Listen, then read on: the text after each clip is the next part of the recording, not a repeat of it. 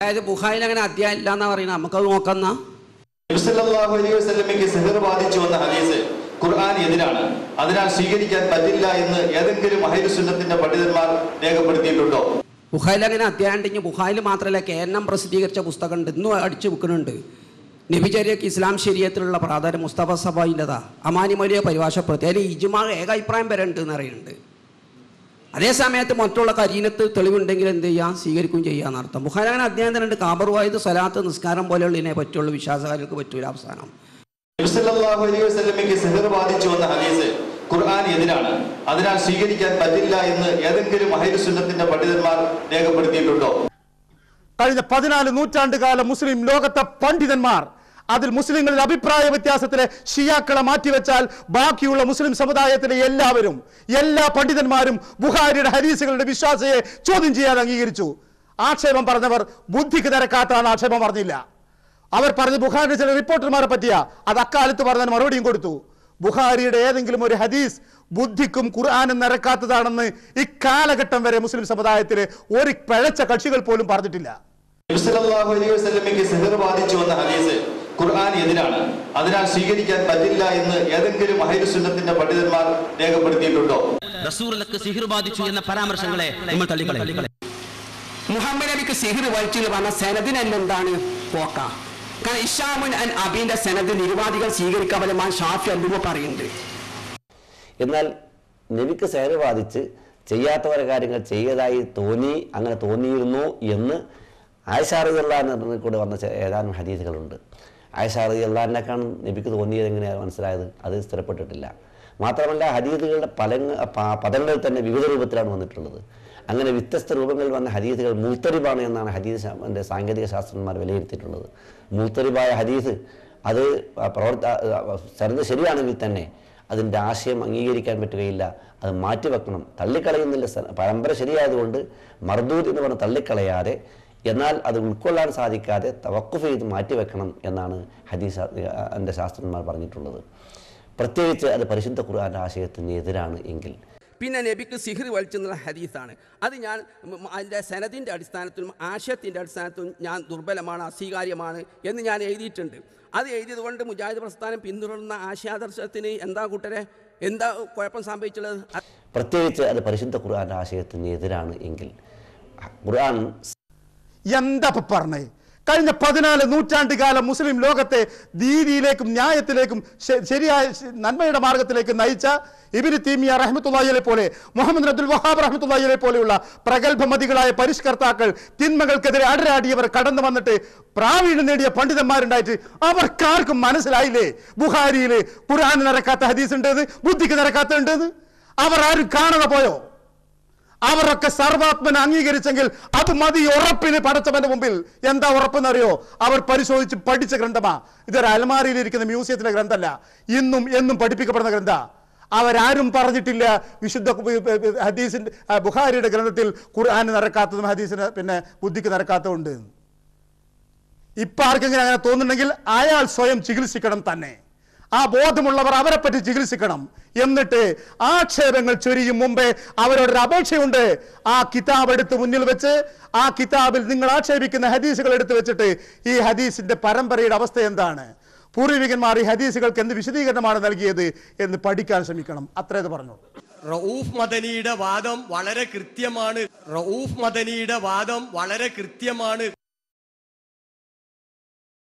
പിന്നെ നബിക്ക് സിഹർ വലിച്ചെന്നുള്ള ഹദീസാണ്.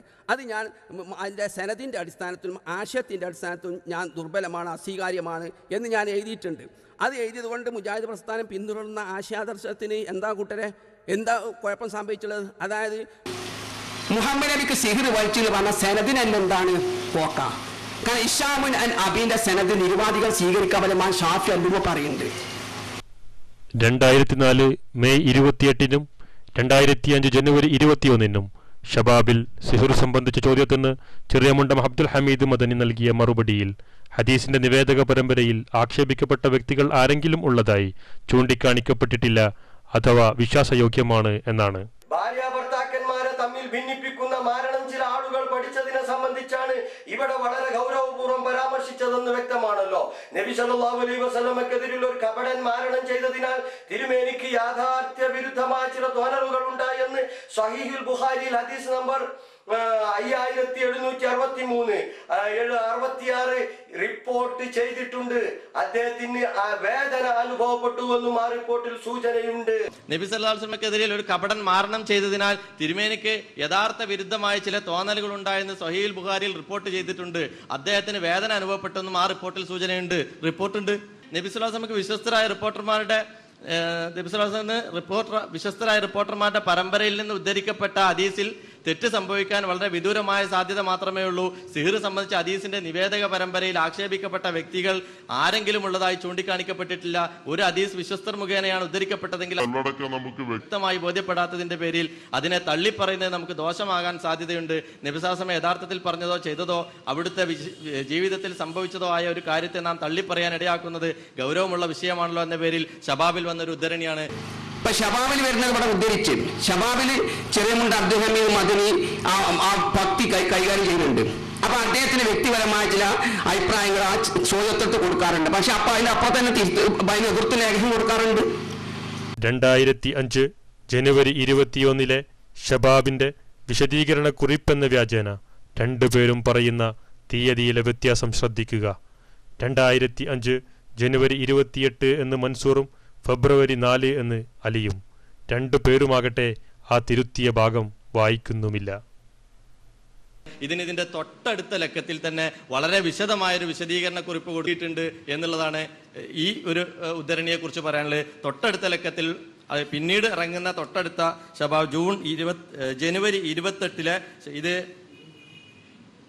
ജനുവരി 21 ജനുവരി 28 ഷബാബിൽ തന്നെ അതിനുള്ള വിശദീകരണ കുറിപ്പ് ഷബാബ് പ്രസിദ്ധീകരിച്ചിട്ടുണ്ടെന്നുള്ള. ഇതേ രീതിയിൽ തന്നെയാണ് 2005 ജനുവരി 21 സിഹറും ഹദീസും എന്ന വിഷയത്തിൽ പി അബ്ദുറഹ്മാൻ വെള്ളയിൽ ചോദിച്ചതിന് ഷബാബിൽ ചെറിയ മുണ്ട നൽകിയിട്ടുള്ള ഉത്തരം അതിന്റെ യഥാർത്ഥത്തിലുള്ള വിശദീകരണ കുറിപ്പ് സിഹറും ഹദീസും എന്ന ആ വിശദീകരണ കുറിപ്പ് 2005 ഫെബ്രുവരി 4 ഷബാബിൽ കൃത്യമായി കൊടുത്തിട്ടുണ്ട് എന്നതാണ്. അതുകൂടി വായിച്ചു നോക്കിയാൽ എന്താണ് മുജാഹിദ് പ്രസ്ഥാനം ISM-ന് ഷബാബിന് സിഹറുമായി ബന്ധപ്പെടുത്തി പറയാനുള്ളത് എന്ന് കൃത്യമായി ബോധ്യപ്പെടും. ചെറിയ മുണ്ടം ഷബാബിൽ കൊടുത്ത മറുപടി തെറ്റായി പോയി, അത് തിരുത്തിയിട്ടുണ്ട് എന്നാണോ നാം കരുതേണ്ടത്? എങ്കിൽ അതിനും നിർവാഹമില്ല. ചെറിയ മുണ്ടം പറയുന്നത് ശ്രദ്ധിക്കുക. ചെറിയ മുണ്ടത്തെ ഫോണിൽ വിളിച്ചു ചോദിച്ചപ്പോഴും അദ്ദേഹം പറയുന്നത് ബുഖാരിയിലെ ഹദീസുകൾ ഖുർആനിനെതിരാണെന്ന് പറയാൻ എനിക്ക് പ്രയാസമുണ്ട് എന്നാണ്. ഈ ബുഖാരിയിലെ ഖുർആൻ നബി സല്ലല്ലാഹു അലൈഹി വസല്ലമക്ക് സിഹർ ബാധിച്ചു എന്ന ഹദീസ് ഖുർആന് വിരുദ്ധമാണെന്ന് പറയുന്നുണ്ട്. ഇതിനെ കുറിച്ച് എന്താണ് ഉസ്താദ്? എനിക്ക് ഉറപ്പിച്ച് പറയാൻ കഴിയില്ല. അപ്പോഴത് ആ സിഹർ ആ നബിക്ക് സിഹർ ബാധിച്ച ഹദീസ് നമുക്ക് തള്ളിക്കളയാൻ കഴിയുമോ? ഹദീസ് തള്ളിയാന്നൊക്കെ പറയുന്നത് അങ്ങനെ ഒരു ഉൾക്കമട്ടിൽ ചെയ്യാവുന്ന കാര്യമല്ല. കാരണം ഹദീസുകളെ സംബന്ധിച്ച് അതിന്റെ വ്യവസ്ഥകളും ചിട്ടകളും ഒക്കെ ഉണ്ട്.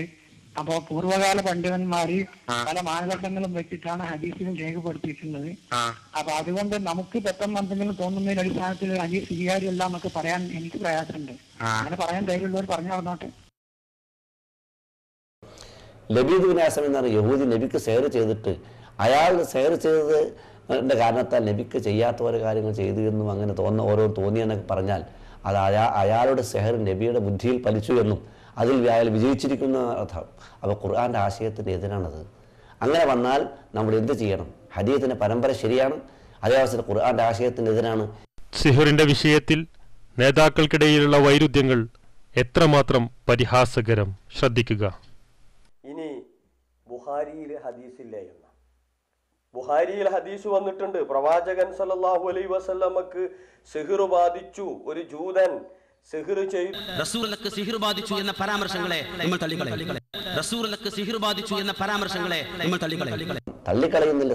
പരമ്പര ശരിയായതുകൊണ്ട് മർദൂദ് എന്ന് പറഞ്ഞ തള്ളിക്കളയാതെ റസൂലുള്ളാഹിക്ക് സിഹ്ർ ബാധിച്ചു എന്ന പരാമർശങ്ങളെ നമ്മൾ തള്ളിക്കളയും. മുഹമ്മദ് നബിക്ക് സിഹ്ർ ബാധിച്ചു എന്ന് പറഞ്ഞ സനദിനെല്ലാം എന്താണ് പോക്ക? തള്ളിക്കളയുന്നില്ല. പരമ്പര ശരിയായതുകൊണ്ട് മർദൂദ് എന്ന് പറഞ്ഞ തള്ളിക്കളയാതെ മുഹമ്മദ് നബിക്ക് സിഹിർ വലിച്ചു എന്ന് പറഞ്ഞ സനദിന് എന്താണ് പോക്ക? കാരണം ഇഷാമുൻ അൻ അബീന്റെ സനദ് നിരുവാദികൾ സ്വീകരിക്കാൻ പറ്റുമ്പോൾ ഷാഫി അല്ലൂബ പറയുന്നുണ്ട്. അങ്ങനെ വന്നാൽ നമ്മൾ എന്ത് ചെയ്യണം? ഹദീസിന്റെ പരമ്പര ശരിയാണ്. അങ്ങനെ വന്നാൽ നമ്മൾ എന്ത് ചെയ്യണം? ഹദീസിന്റെ പരമ്പര ശരിയാണ്. അങ്ങനെ വന്നാൽ നമ്മൾ എന്ത് ചെയ്യണം? ഹദീസിന്റെ പരമ്പര ശരിയാണ്. ഇനി ബുഖാരിയിൽ ഹദീസില്ല എന്ന ബുഖാരിയിൽ ഹദീസ് വന്നിട്ടുണ്ട്. പ്രവാചകൻ സല്ലല്ലാഹു അലൈഹി വസല്ലമക്ക് സിഹിർ ബാധിച്ചു, ഒരു ജൂതൻ സിഹിർ ചെയ്തു, അള്ളാന്റെ റസൂലിന് വരെ സിഹിർ ബാധിച്ചിട്ടുണ്ട് തുടങ്ങിയുള്ള ഒരുപാട് ആരോപണങ്ങൾ, അതിനൊക്കെ ചില വാറോലകൾ തെളിവുദ്ധരിച്ച് ആളുകളെ ഇപ്പോ വശത്താക്കുന്ന പണിയാണ് വേറെ ഒരു ഭാഗത്ത് നടക്കുന്നത്. നോക്കൂ നിങ്ങൾ, നബിക്ക് സിഹിർ പറ്റി തോന്നലുണ്ടായി എന്ന് പറയുന്നത് ബുദ്ധിക്ക് നിരക്കാത്തതല്ലോ. എന്താ കാരണം? ഖുർആൻ നേരത്തെ ചൊല്ലിത്തന്നു മൂസാ നബി അലൈഹി സ്വലാമിന് തോന്നലുണ്ടായി എന്ന്, പേടിച്ചു എന്ന്. അതുപോലെ മറ്റൊരു പ്രവാചകനും തോന്നലുണ്ടായി എത്ര പറഞ്ഞു? അദ്ദേഹത്തിന് വേറെ ഒന്നും ചെയ്തിട്ടില്ല. തോന്നലുണ്ടായി, താൻ ചെയ്ത കാര്യം ചെയ്തോ ചെയ്യാത്ത കാര്യം ചെയ്തില്ലേ എന്നൊരു തോന്നലുണ്ടായി. അത് മാനുഷികമാണ്. ഇദ്ദേഹം മനുഷ്യനാണ്, മലക്കല്ല, മറവി സംഭവിക്കാറുണ്ട്, എറിഞ്ഞ് മേല് തട്ടിയാൽ വേദനിക്കും. അതുപോലെ ഇദ്ദേഹത്തിന് ഇതുണ്ടായി, ഒരു കുഴപ്പമില്ല, സംഭവിച്ചേക്കാവുന്നതാണ്, സംഭവിക്കാവുന്നതാണ്, ഉണ്ടാവാം ബുദ്ധിപരമായി. നബി സല്ലല്ലാഹു അലൈഹി വസല്ലമക്കെതിരെയുള്ള ഒരു കപടൻ മാരണം ചെയ്തതിനാൽ തിരുമേനിക്ക് യാഥാർത്ഥ്യ വിരുദ്ധമായ ചില തോന്നലുകൾ ഉണ്ടായെന്ന് സ്വഹീഹുൽ ബുഖാരിയിൽ ഹദീസ് നമ്പർ 5763 66 റിപ്പോർട്ട് ചെയ്തിട്ടുണ്ട്. അദ്ദേഹത്തിന് വേദന അനുഭവപ്പെട്ടു എന്നും ആ റിപ്പോർട്ടിൽ സൂചനയുണ്ട്. നബി സ്വല്ലല്ലാഹു അലൈഹി വസല്ലമക്ക് വിശ്വസ്തരായ റിപ്പോർട്ടർമാരുടെ പരമ്പരയിൽ നിന്ന് ഉദ്ധരിക്കപ്പെട്ട ഹദീസിൽ തെറ്റ് സംഭവിക്കാൻ വളരെ വിദൂരമായ സാധ്യത മാത്രമേ ഉള്ളൂ. സിഹിർ സംബന്ധിച്ച ഹദീസിന്റെ നിവേദക പരമ്പരയിൽ ആക്ഷേപിക്കപ്പെട്ട വ്യക്തികൾ ആരെങ്കിലും ഉള്ളതായി ചൂണ്ടിക്കാണിക്കപ്പെട്ടിട്ടില്ല. ഒരു ഹദീസ് വിശ്വസ്തർ മുഖേനയാണ് ഉദ്ധരിക്കപ്പെട്ടതെങ്കിൽ നമുക്ക് വ്യക്തമായി ബോധ്യപ്പെടാത്തതിന്റെ പേരിൽ അതിനെ തള്ളിപ്പറയുന്നത് നമുക്ക് ദോഷമാകാൻ സാധ്യതയുണ്ട്. നബി സല്ലല്ലാഹു അലൈഹി വസല്ലം യഥാർത്ഥത്തിൽ പറഞ്ഞതോ ചെയ്തതോ അവിടുത്തെ ജീവിതത്തിൽ സംഭവിച്ചതോ ആയ ഒരു കാര്യത്തെ നാം തള്ളിപ്പറയാൻ ഇടയാക്കുന്നത് ഗൗരവമുള്ള വിഷയമാണല്ലോ എന്ന പേരിൽ ഷബാബിൽ വന്നൊരു ഉദ്ധരണിയാണ്. മാരണം കബളിപ്പിക്കൽ മാത്രമാണോ എന്ന് 2004 മെയ് 28 ഷബാബിൽ വന്നിട്ടുള്ള ആ ചോദ്യോത്തരത്തിന്റെ അവസ്ഥയും ഇത് തന്നെയാണ് എന്ന് വളരെ കൃത്യമായി മനസ്സിലാക്കേണ്ടതുണ്ട്. ഭാര്യാഭർത്താക്കന്മാരെ തമ്മിൽ ഭിന്നിപ്പിക്കുന്ന മാരണം ചില ആളുകൾ പഠിച്ചതിനെ സംബന്ധിച്ചാണ് ഇവിടെ വളരെ ഗൗരവപൂർവ്വം പരാമർശിച്ചതെന്ന് വ്യക്തമാണല്ലോ. നബി സല്ലല്ലാഹു അലൈഹി വസല്ലമക്കെതിരെയുള്ള ഒരു കപടൻ മാരണം ചെയ്തതിനാൽ തിരുമേനിക്ക് യാഥാർത്ഥ്യ വിരുദ്ധമായ ചില തോന്നലുകൾ ഉണ്ടായെന്ന് സ്വഹീഹുൽ ബുഖാരിയിൽ ഹദീസ് നമ്പർ 5763 66 റിപ്പോർട്ട് ചെയ്തിട്ടുണ്ട്. അദ്ദേഹത്തിന് വേദന അനുഭവപ്പെട്ടു എന്നും ആ റിപ്പോർട്ടിൽ സൂചനയുണ്ട്. ഇപ്പൊ ഷബാബിൽ വരുന്നത് ഇവിടെ ഉദ്ധരിച്ച് ഷബാബിൽ ചെറിയമുണ്ട് അബ്ദുൽ മദനി ആ ഭക്തി കൈകാര്യം ചെയ്യുന്നുണ്ട്. അപ്പൊ അദ്ദേഹത്തിന് വ്യക്തിപരമായ ചില അഭിപ്രായങ്ങൾ ആ ചോദ്യത്തോട്ട് കൊടുക്കാറുണ്ട്. ഇപ്പൊ ഷബാബിൽ വരുന്നത് ഇവിടെ ഉദ്ധരിച്ച് ഷബാബിൽ ചെറിയമുണ്ട് അബ്ദുൽ മദനി ആ ഭക്തി കൈകാര്യം ചെയ്യുന്നുണ്ട്. അപ്പൊ അദ്ദേഹത്തിന് വ്യക്തിപരമായ ചില അഭിപ്രായങ്ങൾ ആ ചോദ്യത്തോട്ട് കൊടുക്കാറുണ്ട്.